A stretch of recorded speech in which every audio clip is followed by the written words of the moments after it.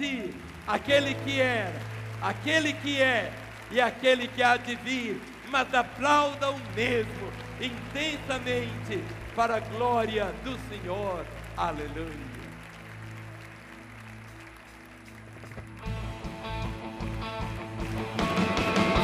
Vamos celebrar a nossa vida em Cristo.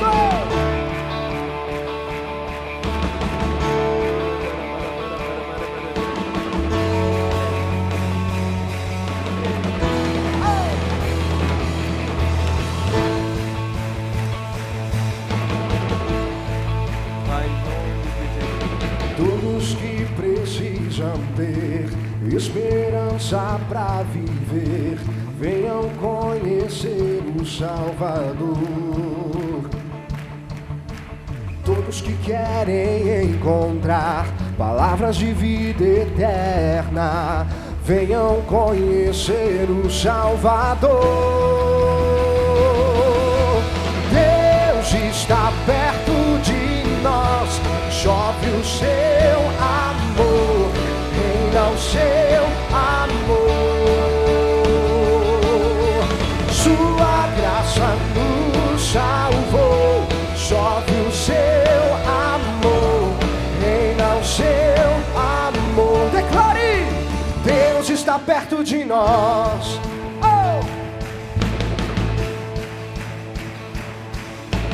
Todos que são de Jesus, mortos para o mundo, vivos para a luz, venham adorar o Salvador.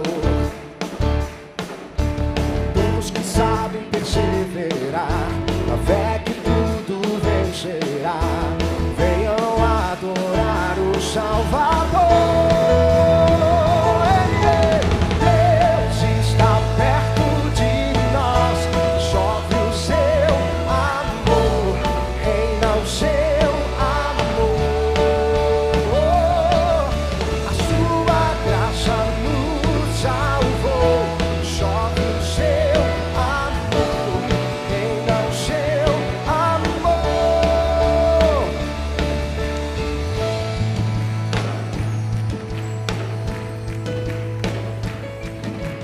Nada pode nos separar, Deus está perto de nós.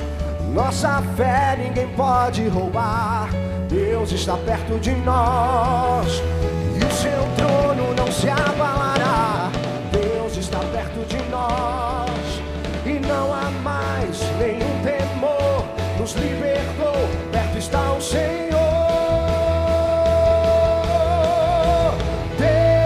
Está perto de nós, chove o seu amor, reina o seu amor hoje à noite.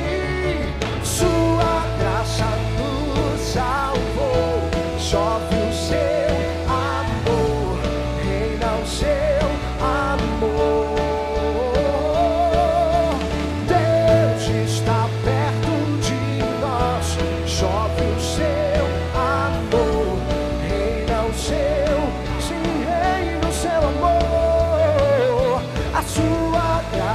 nos salvou, chove o seu amor, reina o seu amor. Declare: Deus está perto de nós.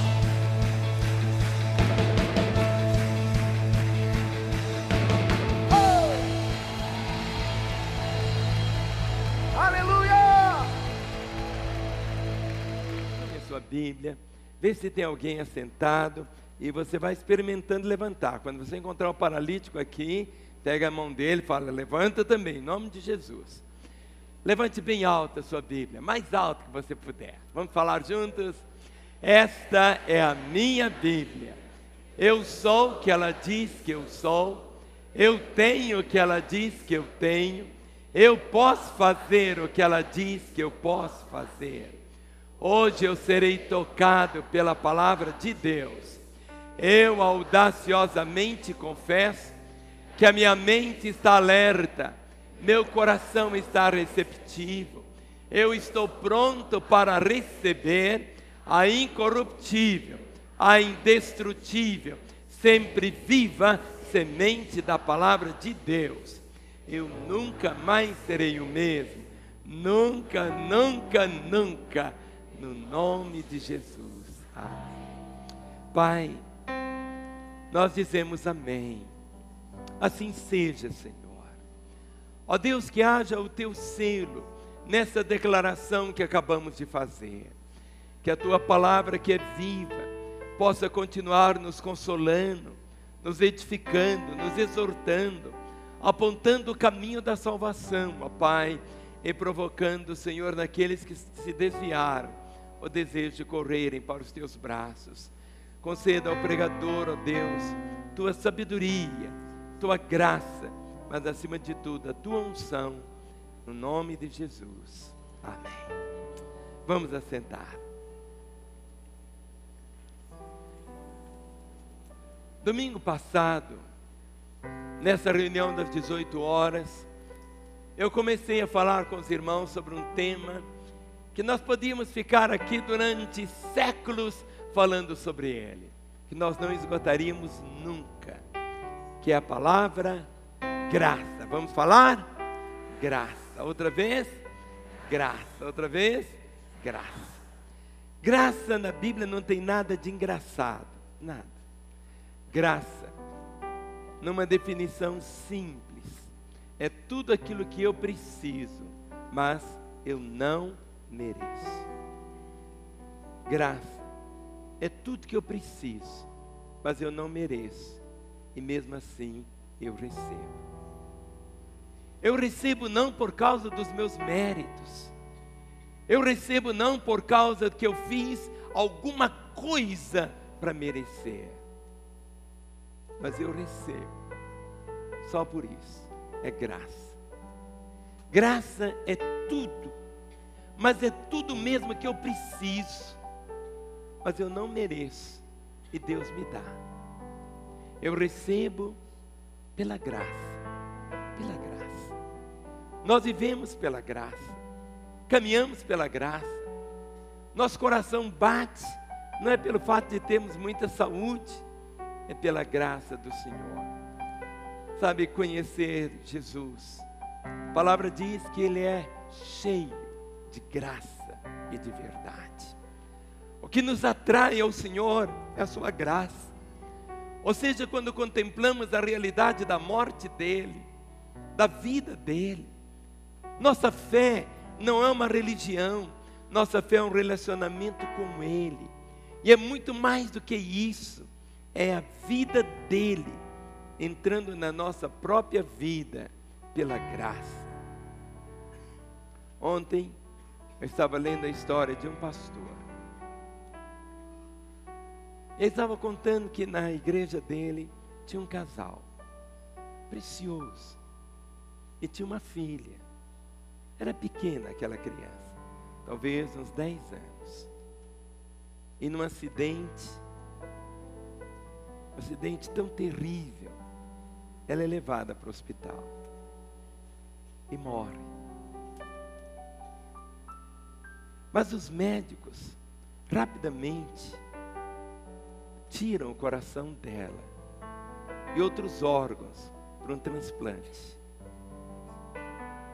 E o coração dela é transplantado numa outra menina que esperava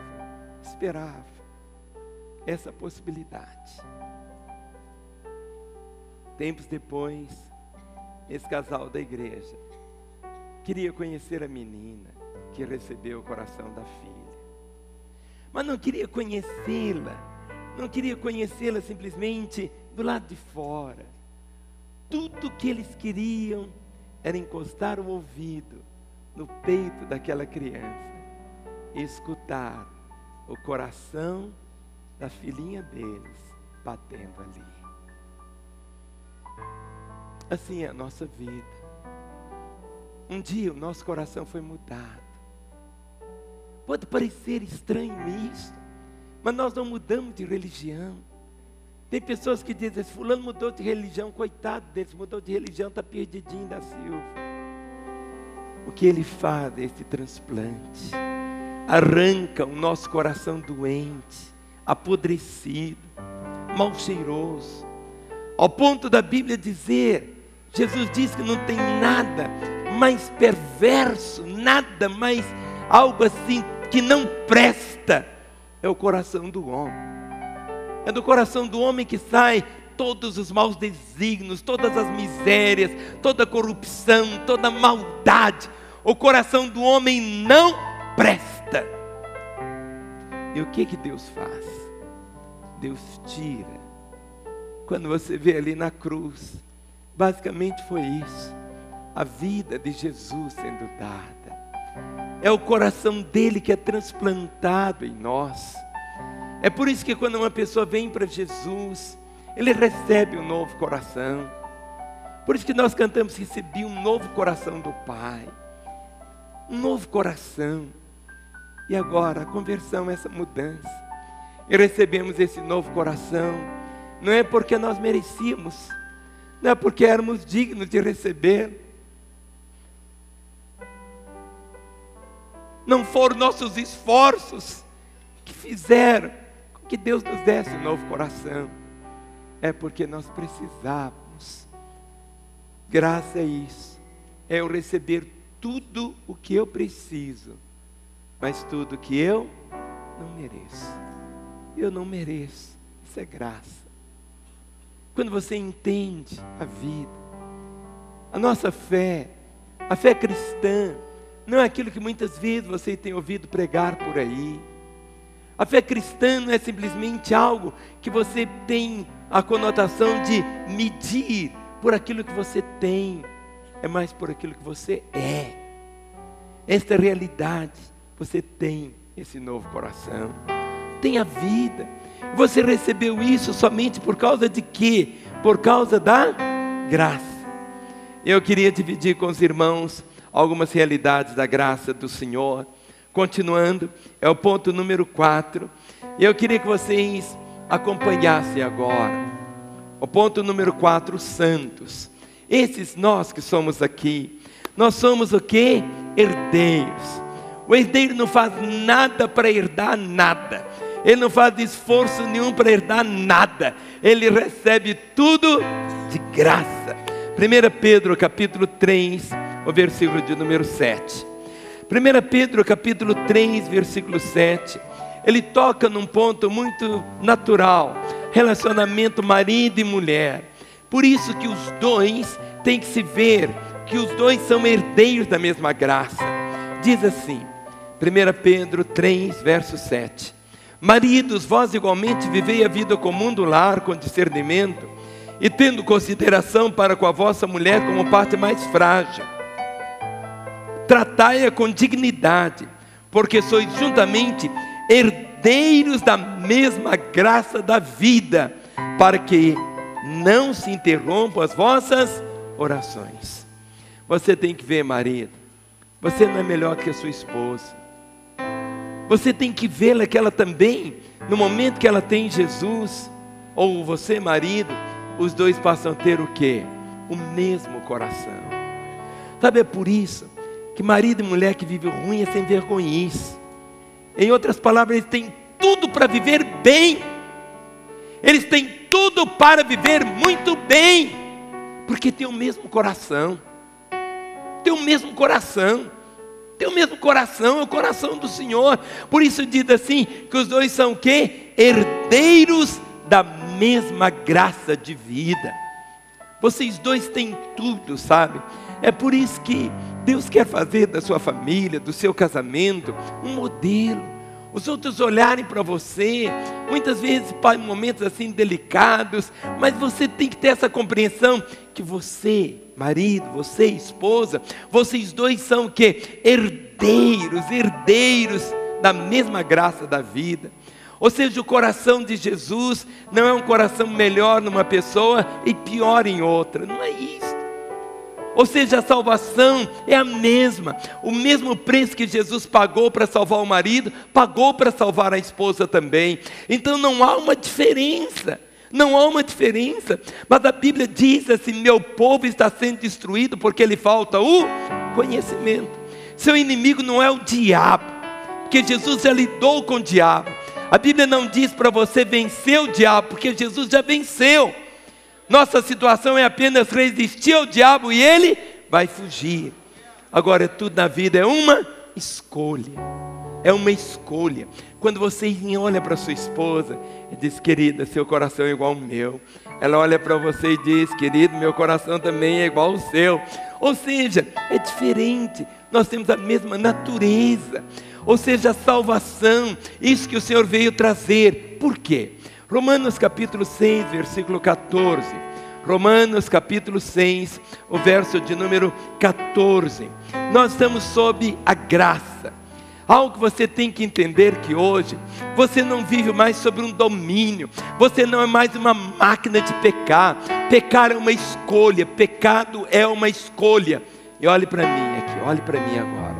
Não vem sobre você nenhuma tentação além das suas forças. Você só peca porque escolhe pecar. Eu não aguentei, não suportei a tentação. Não existe isso. Deus, Ele cumpre o que Ele promete. Ele vela por nós. Ele olha para mim, Ele olha para você às 24 horas. E Ele não permite que sejamos tentados além das nossas forças. Para você pecar, você tem que escolher quebrar esse princípio. Olha o que está escrito aqui, verso 14. Romanos 6,14. Porque o pecado não terá o quê? Domínio. O que é domínio? O que é o domínio? O que é domínio, cá, Rony? Imagine aqui, se eu amarrasse o Rony todinho. Olhe para o povo lá. Amarrasse ele. Amarrasse. A corda até aqui em cima. Eu tenho domínio sobre ele? Tenho. Eu posso jogá-lo no chão, posso chutá-lo. Ele está subjugado. Agora a palavra diz: o pecado não terá o quê? Ou seja, não tem. É o que está escrito aqui. Porque o pecado não terá domínio sobre vós. Pois não estáis debaixo da lei, e sim de quê? Da graça. Há uma diferença que você vai perceber na carta aos Romanos. 2 vezes você vai encontrar a palavra pecado. Existe a palavra pecado singular e a palavra pecados plural. Há uma diferença muito grande. Pode sentar aqui. A palavra pecado singular é a natureza. Quando você fala laranjeira, você tem o quê? A compreensão de uma árvore chamada laranjeira. Agora essa laranjeira vai produzir o quê? Um fruto, chamado laranjas, plural. A natureza do homem, antes dele converter, ele tem essa natureza, o pecado singular. Ele só vai produzir um fruto. Um fruto. Você vai encontrar uma laranjeira com 50 laranjas, com 1000 laranjas. Qual que é a diferença? Nenhuma. A natureza é a mesma. A quantidade é que muda. Você vai encontrar pessoas assim tão boazinhas. Você olha para ela e diz assim: mas aquela pessoa, ele parece um santinho mesmo e tal. E o outro lá se diz: aquele ele é um desgraçado, é isso, é estuprador, é assassino, é isso e aquilo. Qual a diferença de uma laranjeira com 1000 laranjas e a outra laranjeira com 5 laranjas? Nenhuma. Apenas uma o quê? Tem mais fruto que a outra. A natureza é a mesma. Quando você lê o que está escrito aqui: porque o pecado não terá domínio sobre vós, pois não estáis debaixo da lei, e sim de quê? Da graça. E como que você recebe essa verdade? João capítulo 1, o verso de número 16. João capítulo 1, o verso de número 16. Quando João Batista começa a pregar, diz assim, verso 15: João testemunha a respeito dele e exclama: eis-se, é o de quem eu disse, o que vem depois de mim tem contudo a primazia, porquanto já existia antes de mim. Verso 16: porque todos nós temos recebido a sua plenitude, e graça sobre graça. Porque todos nós temos recebido a sua plenitude, e graça sobre graça. graça sobre graça, mais que abundante. Agora, quando você lê 1 Coríntios 15, versículo 10, você começa a perceber a sua identidade. Quem é agora você? 1 Coríntios 15, o verso de número 10. Você é o que é, não é pelo que você estudou apenas. Você é o que é, não é por causa de alguma coisa que você fez. Você é o que é por causa da graça. E Paulo, ele dá o seu testemunho, e ele coloca o currículo dele aqui, dizendo assim: mas pela graça de Deus, sou o que sou, e a sua graça que me foi concedida, não se tornou vã. Antes, trabalhei muito mais do que todos eles, todavia, não eu, mas a graça de Deus comigo. Olhe para o texto agora. Mas pela graça de Deus, sou o que sou. Nós não temos nada. Muitas vezes você até acha assim: aí eu vou subir no monte, eu vou ficar lá em cima, e quando eu descer, vou descer igual Moisés, meu rosto vai estar resplandecendo, e vou fazer isso, vou fazer. Sabe, Deus faz, não é em troca do que você fez. Tudo que Deus faz conosco não é uma troca, é apenas através de quê? Da graça. Da graça. Nossa fé não é uma religião. Religião é o esforço do homem para tentar agradar a Deus. Toda religião nasce do coração do homem. O que mais tem na terra é religião. A religião vive degladiando uma com a outra. Existem guerras e mais guerras por causa de religião. Pessoas morrem por causa de religião. É tão diferente a fé. A fé cristã não é isso que muitas vezes as pessoas estão conhecendo. É essa aqui. Quando você lê Paulo falando: mas pela graça de Deus sou o que sou, e a sua graça que me foi concedida não se tornou vã. Antes, trabalhei muito mais do que todos eles, todavia não eu, mas a graça de Deus comigo. É isso que muda. Antes, um pouquinho para frente, 2 Coríntios capítulo 2. 2 Coríntios, capítulo 1, aliás. 2 Coríntios, capítulo 1, o verso de número 12. 2 Coríntios, capítulo 1, 12 diz: porque a nossa glória é essa, o testemunho da nossa consciência de que, com santidade e sinceridade de Deus, não com sabedoria humana, mas na graça divina, temos vivido no mundo, e mais especialmente para convosco.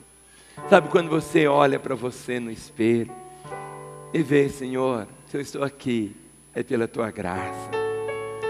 Se você olha a comida no prato, você vai dizer: Senhor, é a tua graça. Você olha a sua família, seus filhos, um dia seus netos, e você vai dizer: tudo isso é pela graça. Ou seja, é o que eu não mereço. Eu não consigo industrializar alguma coisa para obrigar Deus a fazer algo. Tem muita gente que fica querendo dar ordem para Deus. A graça nos leva a esperar dEle. A esperar dEle. A esperar dEle. Senhor, olha, eu não mereço. No momento que você falar assim: eu mereço, aí a coisa se perde. Se não fosse pela graça, nós conseguiríamos ser salvos pelo nosso próprio esforço. Quando compreendemos essa verdade, leia comigo Atos capítulo 4, verso 33. Nessa caminhada, tudo aquilo que o Senhor vai trazendo para você como dádiva, chamamos dons, mas está aqui, Atos 4, verso de número 33. Com grande poder, os apóstolos davam testemunho da ressurreição do Senhor Jesus, e em todos eles havia o quê? Abundante graça. Ou seja, é isso que comunica. Ou seja, eles estavam dando ali testemunho. A igreja, os apóstolos davam testemunho da ressurreição do Senhor Jesus, e em todos eles. Se você me perguntar, pastor, o que é avivamento? Hoje eu estava aqui, sentadinho aqui perto do pastor Gustavo. É o momento que cada um de nós podia orar por alguma coisa. Ele orou pedindo o quê? Avivamento. Avivamento, o que é, meus irmãos? Avivamento nada mais é em vermos toda a igreja, em todos eles havia abundante graça.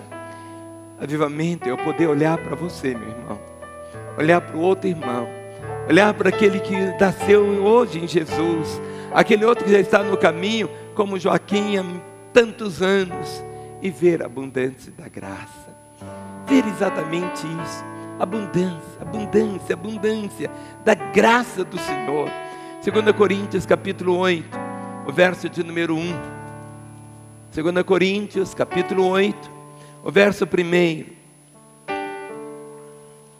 Algo que você começa a perceber, sabe, uma igreja que começa a viver na graça do Senhor, é um testemunho, e se transforma num paradigma para outros. Por isso Paulo escreve aqui dizendo também, irmãos, vos fazemos conhecer a graça de Deus concedida às igrejas da Macedônia. Ou seja, o que estava acontecendo lá nas igrejas, lá na Macedônia, no meio de muita prova, de muita tribulação, manifestar a abundância de alegria, e a profunda pobreza deles superabundou em grande riqueza da sua generosidade. Verso 3, porque eles testemunham eu, na medida de suas posses e mesmo acima delas, se mostraram voluntários. Verso 5, pedindo-nos com muitos rogos a graça de participarem da assistência dos santos. E não somente fizeram como nós esperávamos, mas também deram-se a si mesmos, primeiro ao Senhor, depois a nós, pela vontade de Deus. Verso 6, o que nos levou a recomendar Tito, que como começou, assim também complete esta graça entre vós. Ou seja, que graça, esta graça da liberalidade, a graça de viver para o Senhor assim, como no capítulo 9, vamos para 2 Coríntios 9, o verso de número 8, Deus está falando aqui, tocando, nessa questão agora até do ofertar, dizendo assim, Deus pode fazer-vos abundar em toda graça, a fim de que, tendo sempre em tudo ampla suficiência, superabundeis em toda boa obra. Deus pode fazer-vos abundar em toda graça. Olha o verso 14. Enquanto oram eles a nosso favor, com grande afeto, em virtude da superabundante graça de Deus que há em vós. A graça de Deus, ela flui.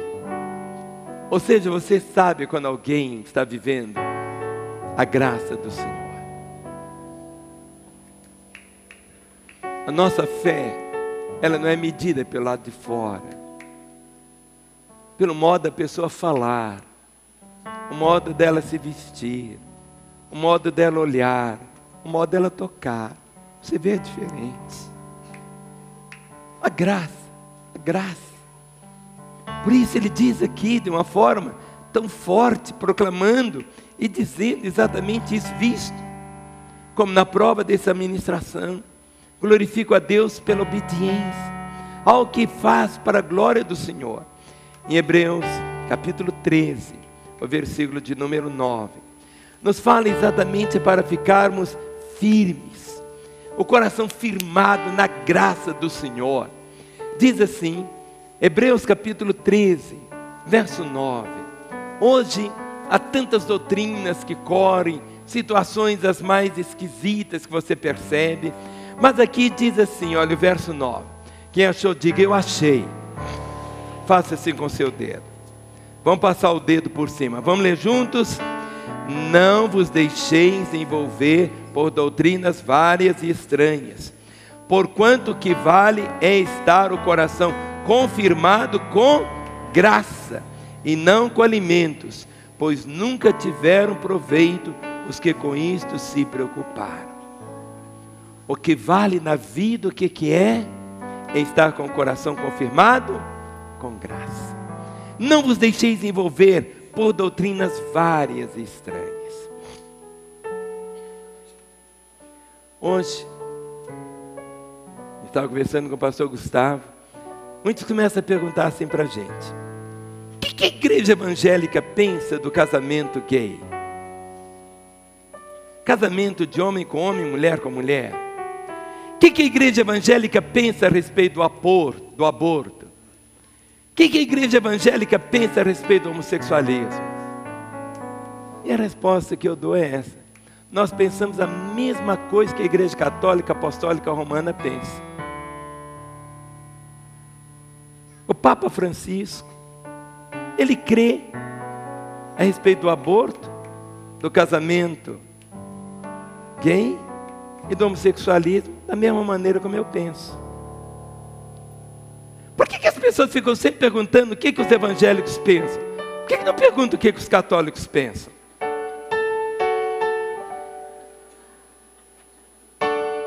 O Papa é totalmente contra o aborto. Está aqui na Bíblia. Nós temos muitas doutrinas que são semelhantes às doutrinas dos católicos. Eles creem, nós cremos. O Papa é contra o aborto, é contra o casamento gay, é contra o homossexualismo, porque não tem base nenhuma na Bíblia. Agora, por que eles só ficam perguntando? Por que os evangélicos são contra? Muitas vezes é o católico que está fazendo a pergunta para o evangélico. É hora de você voltar e pensar: sua igreja, o que diz? É mesmo. Agora, uma coisa que me dá asco dentro de mim. Ou seja, eu não sei o que vai acontecer com pessoas assim. É para um líder de uma igreja chamada evangélica, ele ensina e apoia o aborto.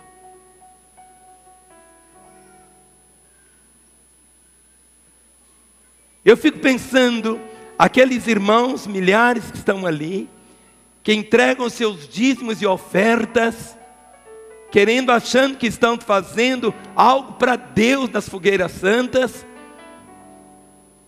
estão sustentando alguém que levanta uma bandeira para matar a criança enquanto está no ventre.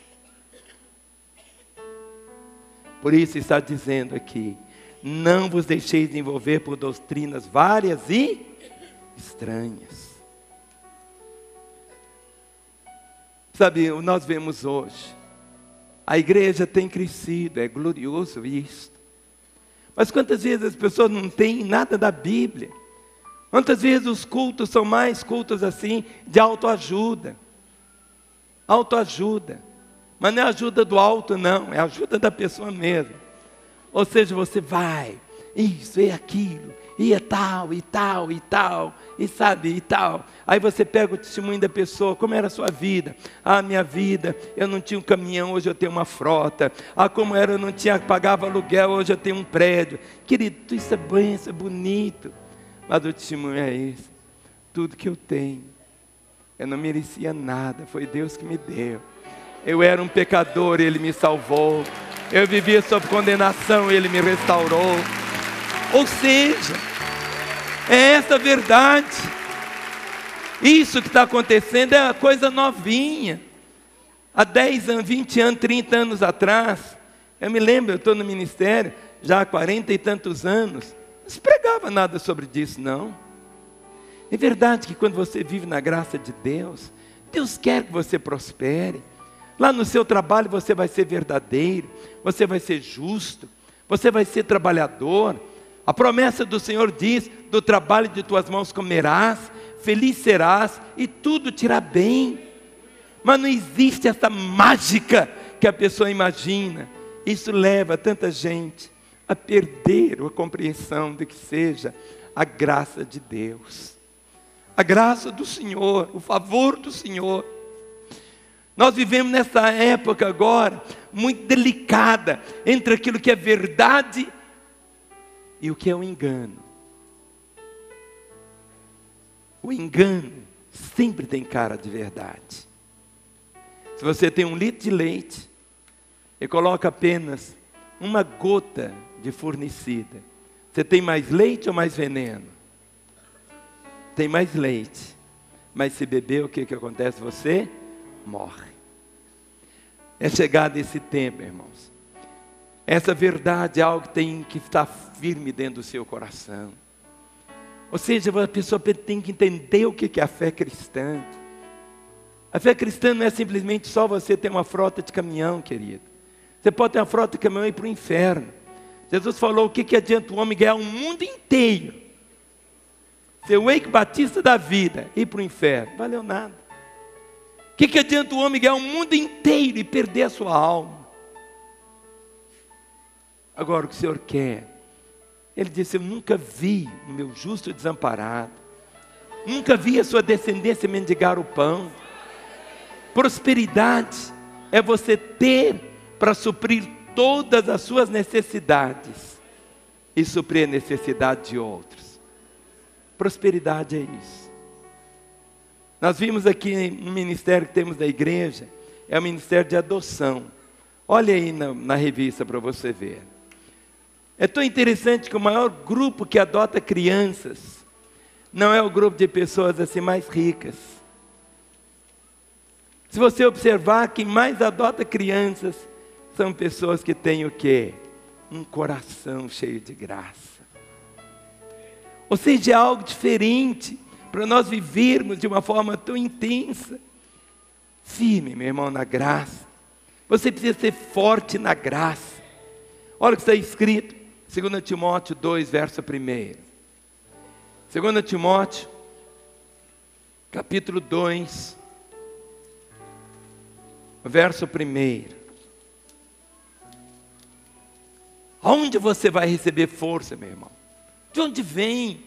Algo que você tem que escolher.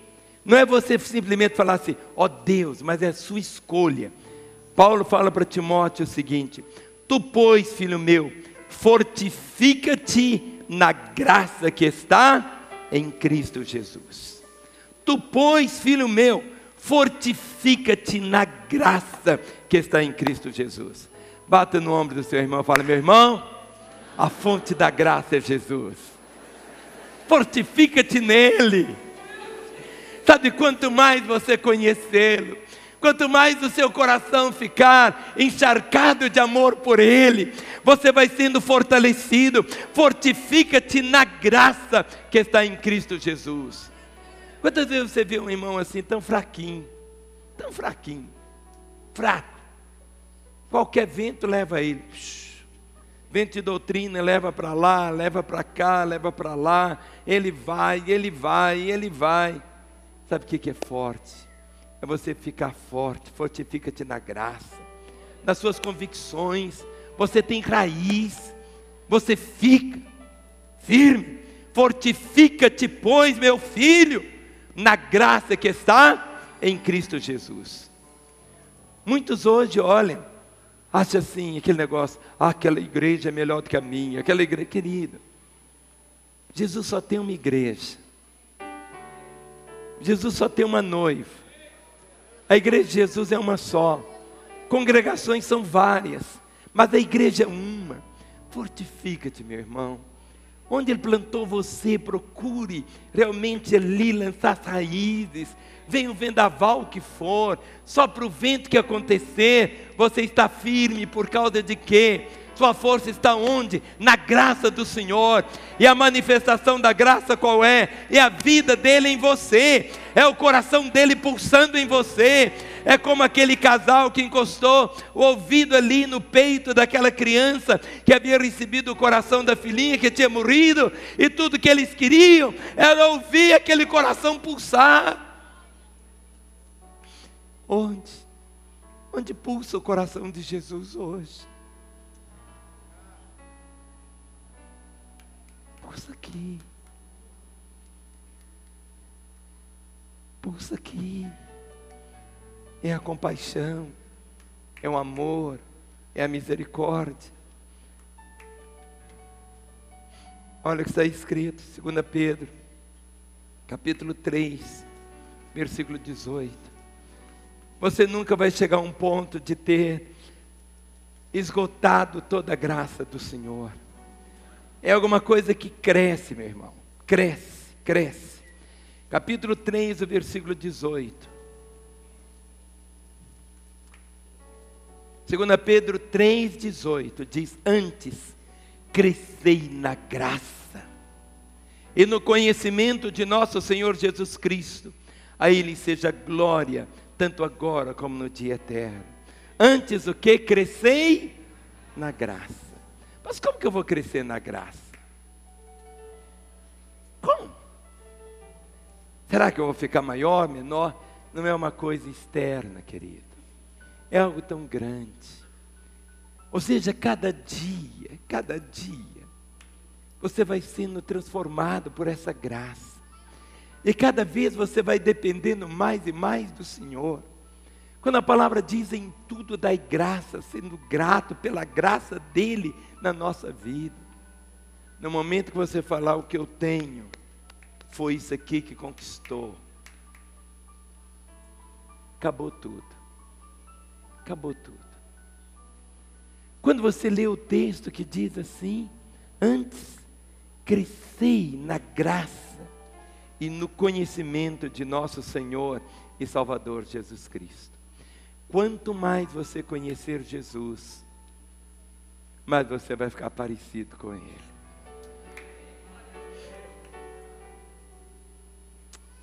Quanto mais você conhecer o Senhor. Eu lembro que no seminário, eu tive um colega. Eu era pequenininho, mas ele era alto assim como o nosso querido Rafael. E quando eu ficava perto dele, eu ficava olhando assim para ele, ele era muito alto. Só que ele era gago. Era gago. Era um moço assim, bonito, mas era gago. Não é que pequeno é gago, é menos, mas de tanto andar com ele, eu comecei a ficar gago. Eu gostava tanto dele. E eu andava muito com ele. E eu comecei a gaguejar também. A mesma coisa na fé. Quanto mais você viver esse relacionamento com Jesus, quanto mais você caminhar dessa maneira, como diz aqui a palavra, antes crescei na graça e no conhecimento do nosso Senhor e Salvador Jesus, mais você é parecido com Ele. Mais. Foi o pastor Gustavo que contou a história de um moço que foi numa tribo de índio lá da África, e quando os missionários chegaram lá e começaram a falar de Jesus, conta essa história aqui, só para os irmãos entenderem que coisa linda que é essa revelação. Existem alguns dados sobre os lugares onde existem missionários no mundo. Então, uma dessas agências missionárias localizou um desses lugares em que os registros diziam: não tem missionários. E decidiram enviar alguns missionários para aquela localidade. Os missionários chegaram ali, aprenderam a língua do povo, e depois que aprenderam a língua do povo, eles começaram a falar sobre Jesus, e a contar a história de Jesus, a dizer para aquelas pessoas como que Jesus era, como que ele vivia, o que ele falava. E aquele povo começou a olhar para aquele casal e disse: nós conhecemos esse homem. Os missionários disseram: não, é impossível, vocês não o conhecem. Não, nós o conhecemos. Nós o conhecemos, ele esteve aqui conosco na aldeia.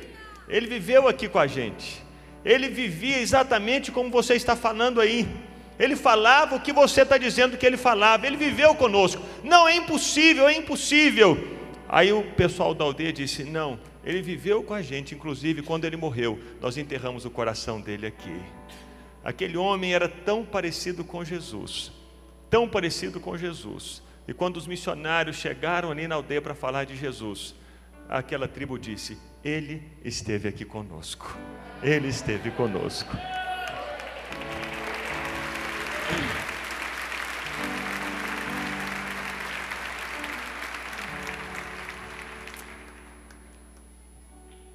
pessoas dizem, meu pai era um homem muito simples, mas muito sábio. Ele devia assim, falava que a gente nunca devia discutir 3 coisas: futebol, política e religião. Você nunca vai ver um atleticano virar cruzeirense. Não vira. Nem americano, nem vilanovense. Não sei como que é isso. Discutir política. Tem gente que fica discutindo política o dia inteiro. Não muda nada. E discutir religião. Mudar aquele que é da religião A para a religião B. Não tem sentido nenhum. Nenhum. A fé não é levar a pessoa a mudar de religião. É a realidade da vida que muda. E para isso acontecer, até o modo de falar é diferente. Abra em Efésios capítulo 4, verso 29. Efésios capítulo 4, o verso de número 29. Efésios 4, o verso 29. Não saia da vossa boca nenhuma palavra torpe, e sim unicamente a que for boa para edificação, conforme a necessidade, e assim transmita graça aos que ouvem. Não saia da vossa boca nenhuma palavra torpe, nem um xingamento, e sim unicamente a que for boa para edificação. Sabe quando você está vivendo assim cheio da graça, você nunca vai fofocar. Sabe, a sua conversa é aquela conversa bonita, gostosa. É aquela conversa que edifica, aquela conversa que constrói. Não saia da vossa boca nenhuma palavra torpe, imunda, e sim unicamente a que for boa para edificação, conforme a necessidade. Ou seja, naquela necessidade vai sair o quê? Desta fonte, desse coração novo, esse coração cheio de graça, vai sair palavras doces, e assim transmite o quê? Graça aos que ouvem. Jesus, a vida dele é o nosso exemplo. Jesus desde a infância foi assim, cheio da graça, cheio. 2 Coríntios capítulo 8, versículo 9. 2 Coríntios capítulo 8, o verso de número 9. Quando nós contemplamos a realidade da cruz, contemplamos ali o Senhor se entregando por nós, é algo que todos nós temos que ter, é esse conhecimento. 2 Coríntios capítulo 8, verso 9. 2 Coríntios 8, 03, é 8, 9, diz: pois conheceis a graça de nosso Senhor Jesus Cristo. Pois conheceis a graça de nosso Senhor Jesus Cristo, que sendo rico, se fez pobre por amor de vós, para que pela sua pobreza vos tornasseis o quê? Ricos. Pois conheceis a graça de nosso Senhor Jesus Cristo, que sendo rico, se fez pobre, por amor de vós, para que pela sua pobreza vos tornasseis ricos. Ricos. É algo tão diferente. O dono de tudo, o Senhor de tudo, Ele abriu mão de tudo por minha causa, para me dar o que eu não merecia, para me dar o que eu não merecia. E o que eu tenho é pela graça. A vida dele em mim não foi uma conquista, mas ele me conquistou pela sua graça. 2 Coríntios capítulo 12,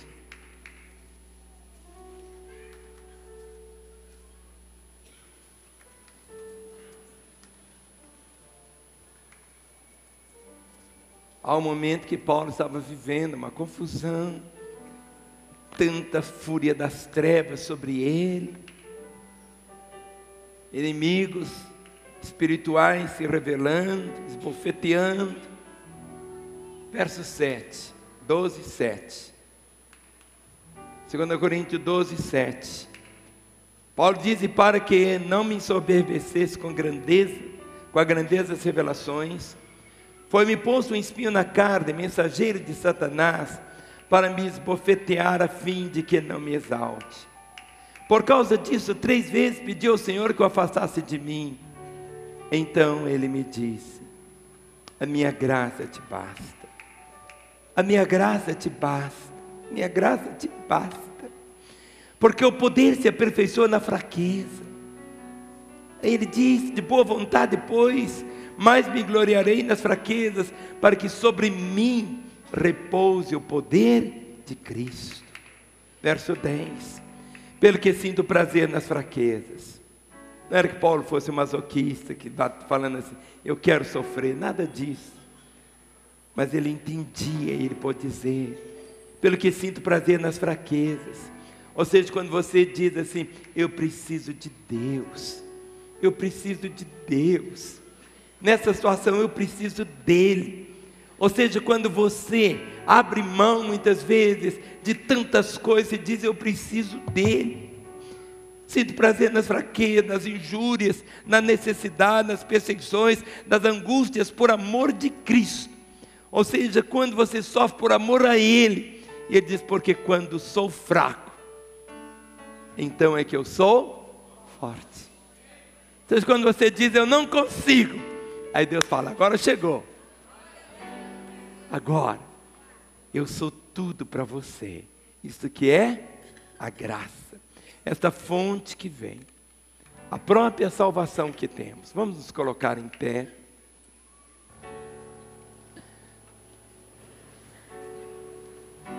A salvação que recebemos é pela graça. Efésios capítulo 2, o versículo de número 8.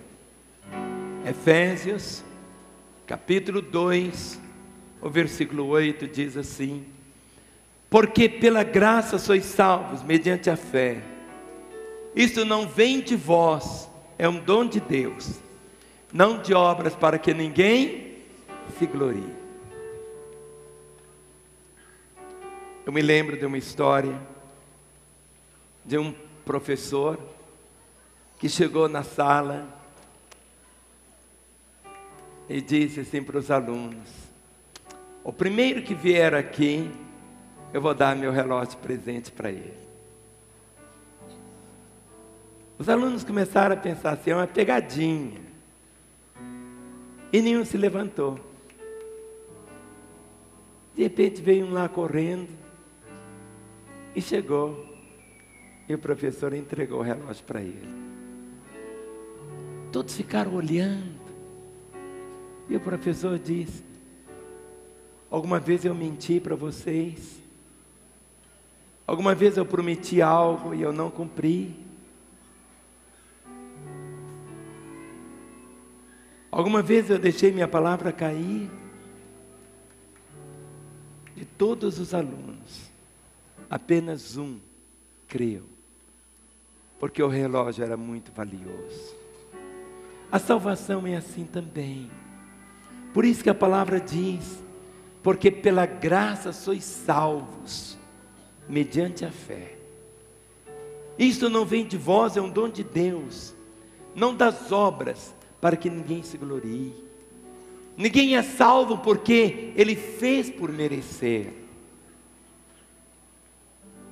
1967, eu trabalhava numa cidadezinha aqui do interior chamada Martinho Campos. Não tinha uma igreja evangélica, nada. Eu estava ali levando a salvação, pregando o evangelho. Mas as pessoas tinham tanta dificuldade de aceitar, porque elas diziam assim: Marcinho, eu tenho que fazer por donde, era o termo que eles usavam. Eu tenho que fazer por donde para merecer ser salvo. Fazer por donde? Ninguém consegue fazer por donde para ser salvo. É pela graça. Graça é o que eu preciso mas eu não mereço. E a única maneira da pessoa ser salva é assim, não de obras, para que ninguém se glorie, para que ninguém se glorie. A salvação é isso, é esse dom, como Paulo falando para Tito, Tito capítulo 3, o verso de número 7. Nós somos justificados pela graça. Não alcançamos a justificação pelos nossos méritos. E diz assim: a fim de que, justificados por graça, nos tornemos seus herdeiros, segundo a esperança da vida eterna. Justificados. Justificação é um ato declaratório de Deus. É Deus que nos declara justos, a nós que éramos injustos.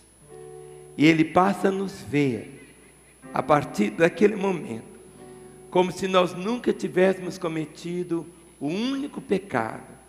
E nos concede a graça e a autoridade de podermos chegar diante dEle, sem nenhum complexo de culpa ou de condenação. Recebemos isto, somos justificados pela graça. Põe sua Bíblia aí no banco, dê a mão ao irmão que está aí ao seu lado, dê as mãos pelos corredores,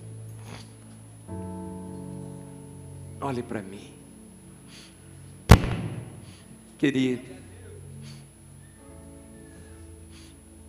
Eu poderia ficar aqui o resto dos anos que Deus me permitir, falando sobre a graça. Ela é inesgotável. Ele diz: quem pode conhecer a altura, a profundidade, a largura e o comprimento do amor de Deus, a não ser pela graça revelada ali na cruz. Aquele que, sendo rico, se fez pobre por amor de nós, para que pela sua pobreza nos enriquecesse. A vida só é vida. Nós passamos aqui tão pouco tempo, somos peregrinos e forasteiros aqui. E esse tempo que você está aqui, cada dia é um presente. É um presente. Ninguém que está aqui pode afirmar assim, categoricamente: eu estarei vivo amanhã. Ninguém. Só Deus sabe. Mas se vivemos, é pela graça. A graça do Senhor muda tudo. E conhecer a graça é conhecer o Senhor. Conhecer a graça é conhecer Jesus. Ele era cheio, a palavra diz, cheio de graça e de verdade. Quando ele falava, as pessoas diziam: nunca ninguém falou como ele, porque as suas palavras eram cheias de graça. Ressuscitava os mortos, curava os enfermos, libertava os oprimidos. Por quê? Porque era a graça, a vida dele. O nosso esforço para viver a vida cristã é só religião. Você não consegue. Você não consegue. Você não consegue vencer o pecado. A palavra diz: pela graça o pecado não terá domínio sobre você. Seu problema era o meu problema também. Meu coração tinha que ser mudado. No dia 19 de maio de 1966, eu experimentei esse transplante. Mudou. O coração que eu tenho é um novo coração. Por isso nós vamos levantar a mão do outro. E eu queria que você proclamasse essa verdade. Deixe seu coração se envolver pela graça do Senhor. Não tenha nenhuma pressa, querido, de sair correndo daqui. Não. Aproveite intensamente o banquete que o Senhor coloca diante de você. Você vai sentar nessa mesa do banquete. Não é porque você conseguiu por você mesmo o direito de sentar, mas é porque você não tinha direito de sentar, que o Senhor diz: vem, tome lugar comigo à mesa.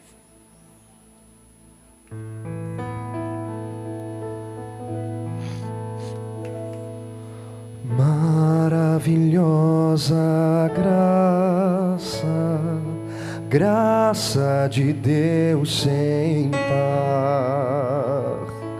Como poder contá-la?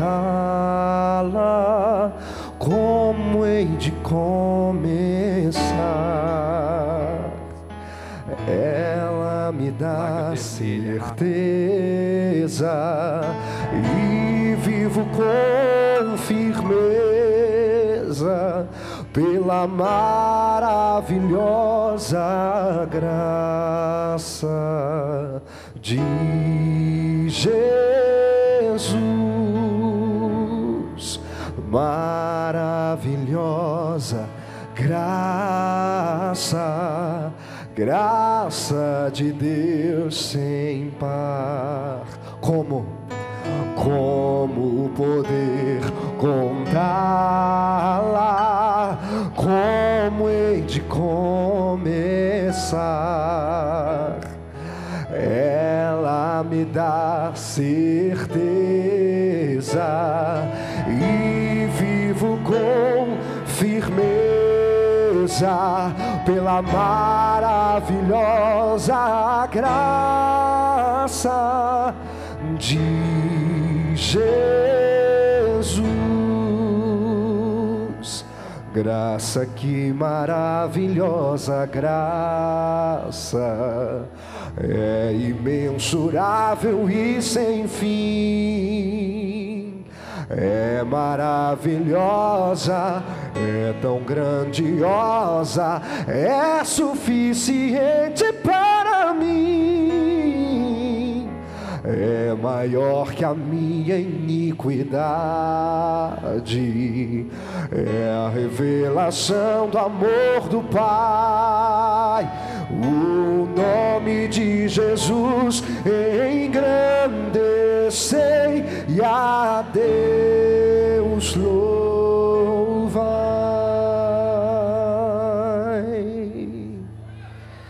E cada vez que a minha fé é provada, tu me dás a chance de crescer um pouco mais. As montanhas e vales, desertos e mar que atravesso me levam pra perto. As minhas provações não são maiores que o meu Deus, e não vão me impedir de caminhar. Levante a mão do seu irmão e declare: se diante de mim não se abrir o mar, Deus vai me fazer andar por sobre as águas, rompendo em fé. Minha vida se revestirá do teu poder, rompendo em fé. Com ousadia vou mover no sobrenatural.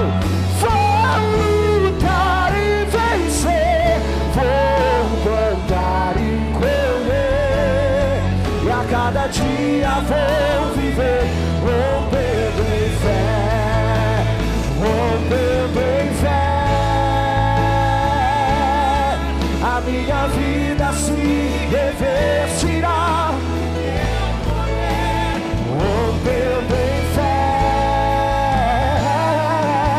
Com ousadia eu vou mover o sobrenatural. Vou lutar e vencer, vou plantar e colher, e a cada dia vou viver rompendo em fé.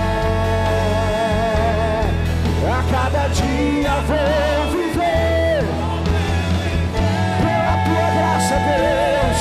A cada dia vou viver rompendo em fé. Aleluia. Aleluia!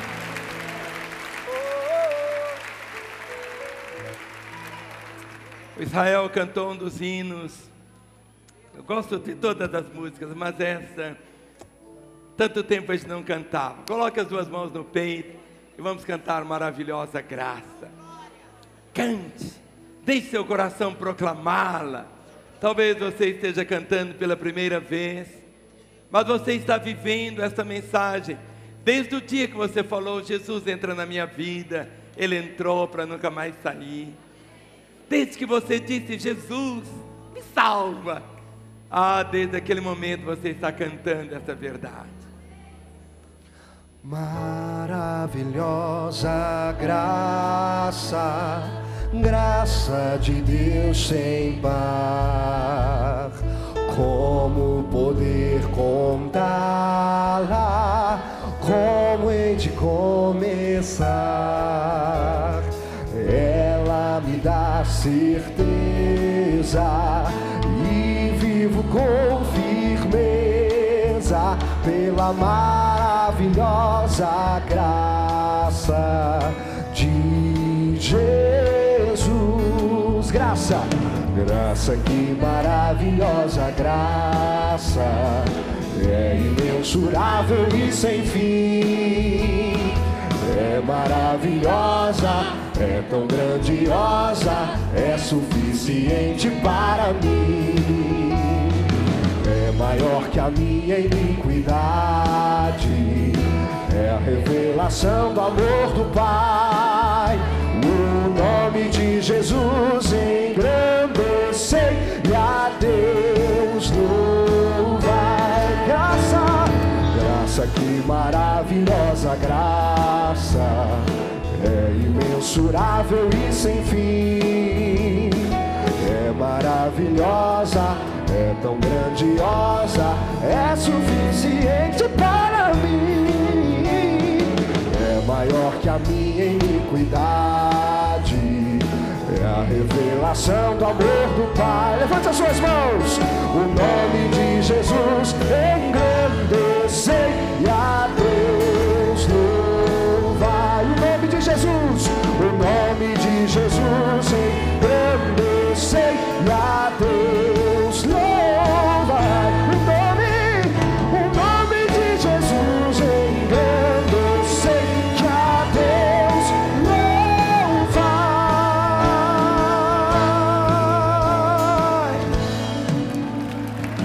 Aleluia. Podemos cantar melhor ainda. Falando aqui com Israel, que nós podemos cantar melhor ainda. Nós estamos cantando meio como uma procissão, mas nós vamos cantar como triunfo, sabe? Esse é um cântico assim de triunfo. Olha, seu irmão, meu irmão, eu vivo é pela graça. Eu sou o que sou é pela graça. Aleluia. E a graça do Senhor me basta. Vocês vão aprender esse cântico. Quantos que não sabiam ele? Levante as mãos. Então você vai soltar sua voz agora, sabe? Em Marte mesmo. Vamos proclamar.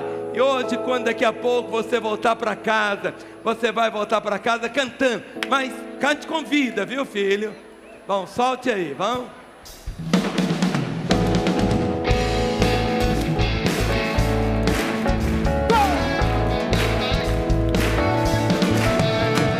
Maravilhosa graça, graça de Deus sem par. Como poder contar, como hei de começar? Porque ela me dá certeza e vivo com firmeza pela maravilhosa graça de Jesus. Graça, que maravilhosa graça, é imensurável e sem fim. É maravilhosa, é tão grandiosa, é suficiente para mim. É maior que a minha iniquidade, é a revelação do amor do Pai. O nome de Jesus engrandecei e a Deus louvai. Graça, maravilhosa graça, graça de Deus sem par.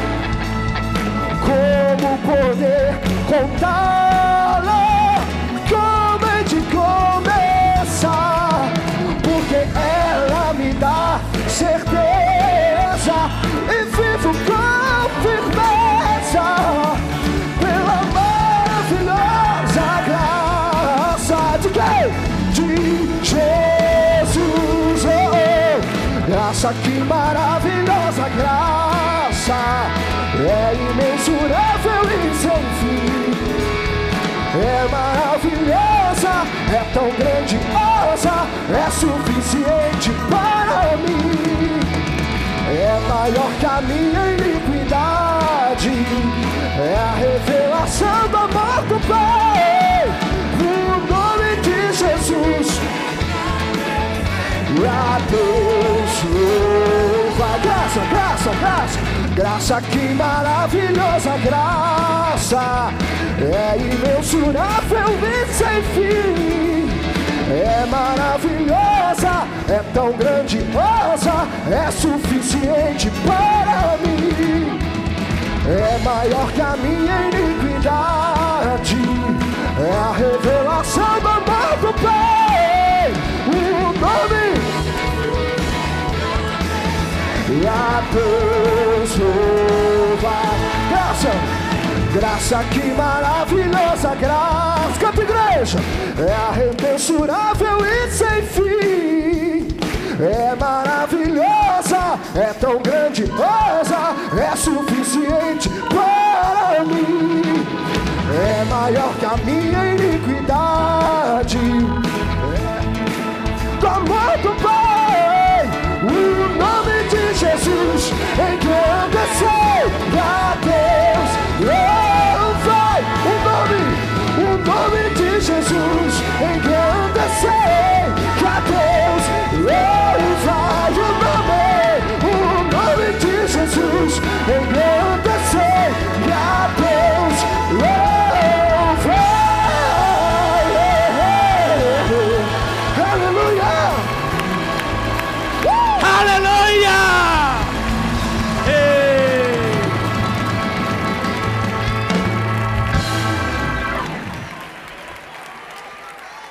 Isto é graça! Aleluia! Aleluia! Dê a mão ao irmão que está aí ao seu lado. Deem as mãos pelos corredores para ninguém sair. Olhe para mim. Jesus.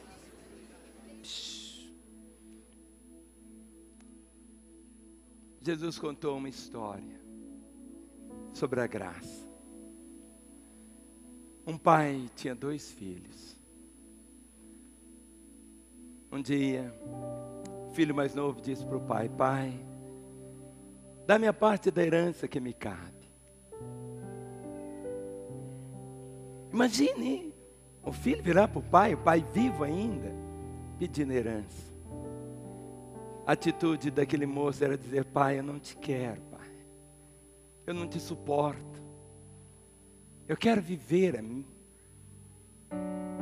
Eu quero ter vida.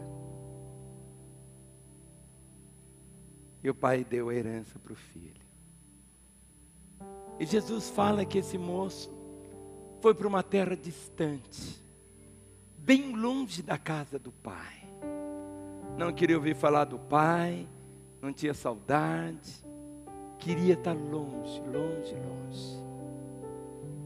E levou aquela fortuna, enquanto ele tinha muito dinheiro, estava cercado de amigos, e viveu de uma forma,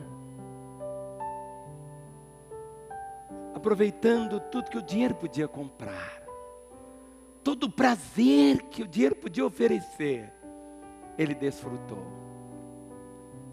E a herança foi acabando. E quando a herança acabou, os amigos acabaram também. E para piorar a situação, Jesus fala que veio uma crise naquela região. E ele começou a passar necessidade. Não tinha emprego, não tinha dinheiro. O único lugar que ele conseguiu para morar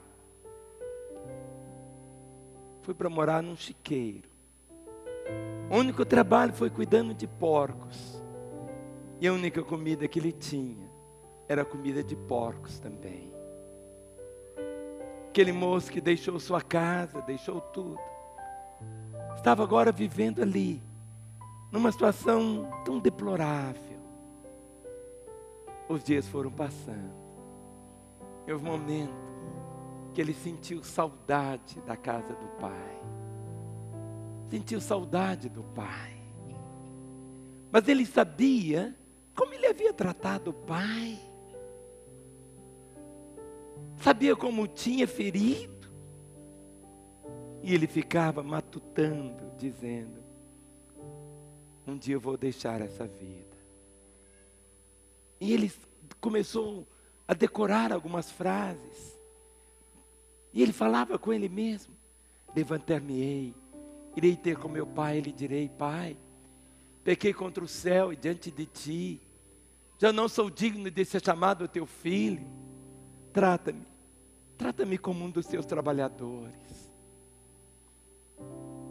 Não sei durante quanto tempo ele ficou maquinando o que ele iria dizer. Mas houve um momento quando ele levantou, deixou aquele chiqueiro, deixou aquela comida, suas roupas cheiravam comida de porco, vivendo que ele vivia ali. E diz o texto, Jesus falando, vinha ele ainda longe, quando seu pai o avistou. E o pai corre em direção ao filho. Não é tanto o filho só que corre, mas é o pai que corre. E debaixo de tanta imundície, aquele moço com as barbas enormes, cabelo em todo em desalinho, descalço, como um escravo, a roupa mal cheirosa, o pai o abraça. Foi o pai que o abraçou. E diz a palavra que o pai o beijava. Beijava. A despeito da sujeira, o pai o beijava. E ele então começou a falar para o pai aquilo que ele havia decorado para falar. Pai, pequei contra o céu e diante de ti. Eu não sou digno de ser chamado teu filho. Pai, trata-me como um dos teus trabalhadores. Mas deixa eu ficar perto do Senhor. O pai não queria ouvir aquilo. O pai o beijava. O pai, quando foi ao encontro do filho, o pai foi levando roupas para ele. O pai mandou que tirasse aquelas roupas andrajosas. Ele foi vestido com aquela roupa. Aqueles pés descalços, feridos, o pai mandou que colocasse sandálias. E o pai volta, abraçado. E essa expressão que o pai estava beijando o filho, não foi um beijo. O pai o beijava desde a hora que o encontrou até chegar em casa. E o pai diz, vamos fazer uma festa. Foi uma festa. O pai já tinha guardado durante tempos, desde que ele foi, estava cevando um novilho, para que quando o filho voltasse, ele esperava que o filho voltasse. E o pai celebrou uma grande festa. E dizia, esse meu filho estava morto e reviveu. Estava perdido e foi achado. Graça é eu receber o que eu preciso, mas eu não mereço. Essa história é uma figura de Deus o Pai. Nós, os homens que fomos para a terra distante, quebramos a cara. Mas a graça vem, há uma saudade. Se você está hoje aqui na igreja, é porque dentro de você existe uma saudade de Deus. Se você me assiste na TV até agora, é porque existe essa saudade de Deus no seu coração. Esse vazio que está aí dentro, só Ele que pode preencher. Talvez você esteja querendo melhorar de vida para voltar, mas o Pai, Ele te recebe do jeito que você está. Ele vai te mudar, mudar não apenas o exterior. Há um lugar na casa do Pai para você. E Ele diz: na casa do meu Pai há muitas moradas, e uma delas é a sua. Coloque suas duas mãos sobre seu peito. Eu quero fazer uma oração, como se fosse você orando. E peço a todos os crentes que estão aqui, que se identifiquem com você, orando assim. Feche seus olhos. Diga: Senhor Jesus, eu não consigo compreender, porque o Senhor me ama, ao ponto de morrer em meu lugar. Eu reconheço que sou um pecador, preciso de Ti. Nesta hora, eu abro o meu coração e eu te peço: entra na minha vida. Eu te recebo como meu Senhor e meu Salvador.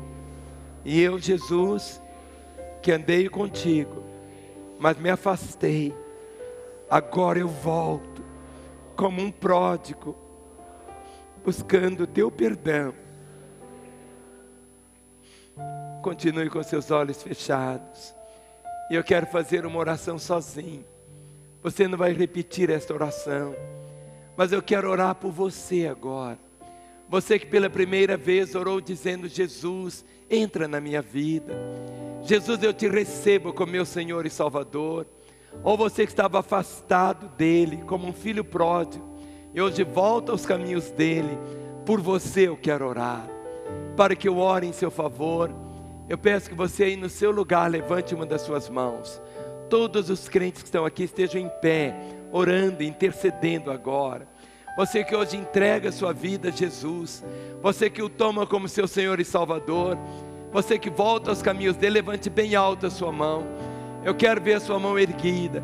Eu estou vendo tantas mãos erguidas. Levante bem alto a sua mão, bem alto, bem alto, bem alto. Agora pode abrir os olhos. Nós vamos cantar essa mesma música, Maravilhosa Graça. Eu vou pedir que todos vocês que levantaram as mãos, deixem seus lugares, venham até aqui à frente. Eu quero orar por vocês aqui à frente, lá na segunda galeria, na primeira, aqui no térreo. Deixe seu lugar e venha.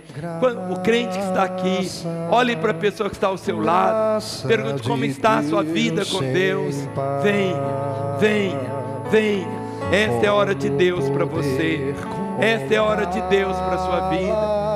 Esse é o momento dos céus. É o momento da graça te mover. Deixe seu lugar e venha. Vem. Vem. Vem. Ele te recebe. Com firmeza pela maravilhosa graça de Jesus. Seja um homem ou uma mulher, Graça jovem ou uma criança, um adolescente, não importa, essa é a hora de Deus para você. Vem, sem fim. vem, vem, vem, maravilhosa, é tão grandiosa, é suficiente para mim. Vem, vem, é maior que a minha iniquidade. Vem. É a revelação do amor do Pai. O nome Você que está aí na sua casa, esse é o momento também de Deus para a sua vida. Ninguém te ama mais do que Jesus. Ele te salva pela graça, não por causa dos seus méritos. É o momento de você também falar: Jesus, entra na minha vida. Ele vai entrar. É o momento para você que estava longe dos caminhos dele voltar para Ele. Queremos te abençoar, queremos orar por você. Há um telefone que aparece agora, 3429-9550. Estamos aqui em Belo Horizonte. Aqui é 31 código. E o nosso telefone é 3429-9550. Ligue agora. Queremos te abençoar, como se você estivesse aqui junto com eles, dizendo: Jesus, eu te recebo como meu Senhor e Salvador, ou eu volto aos seus caminhos. Que Ele te abençoe.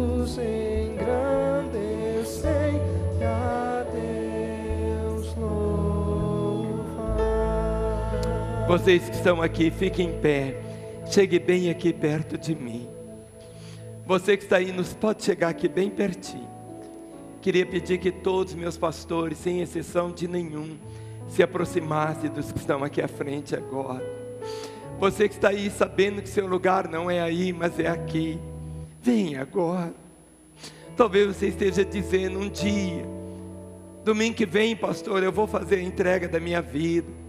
Quanto mais o moço, o filho pródigo, ficasse na terra distante, era um dia menos dele estar vivendo a vida. E quem te garante que você estaria vivo na semana que vem? Vem, igreja, estenda as mãos agora. Pai, estes corações estão aqui no teu altar, e deles agora desligamos deles todo o poder das trevas, e ligamos, ó Deus, cada uma destas vidas com a tua vida, para que possam viver a partir de agora como filhos amados e queridos do Senhor, perdoados pelo Senhor, ó Deus, e que eles possam desfrutar da bênção da libertação, em teu nome, amém.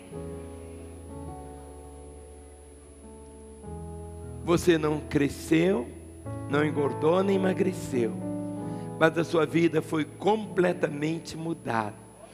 Quando você disse, Jesus entra na minha vida, Ele entrou e nunca mais vai sair. Tudo será novo. Onde estava escrito morte, Ele escreveu vida. Onde estava escrito perdição, Ele escreveu salvação. Onde estava escrito inferno, Ele escreveu céu. Onde estava escrito solidão, agora, nunca mais a solidão, porque você vai viver dentro de uma comunidade cheia de amor.